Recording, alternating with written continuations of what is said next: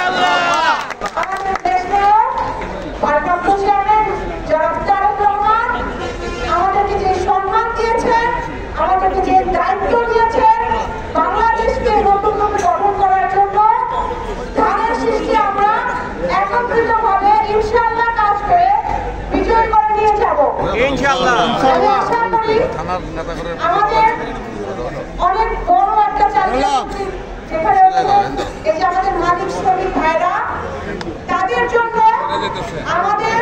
আমাদের সমাজের আমাদের সকলের অনেক কিছু করার আছে। তাদের জীবনমান উন্নয়ন থেকে শুরু করে প্রত্যেকটা ক্ষেত্রে আমরা জানি এখন এক একটা গাড়ি হওয়ার জন্য পর্যাপ্ত পানিও তারা পায় না। আমরা যখন তাদের সাথে কাজ করছি তাদের কাছ থেকে শুনেছি, এবং এটা একটা ছোট কথা কিন্তু আরো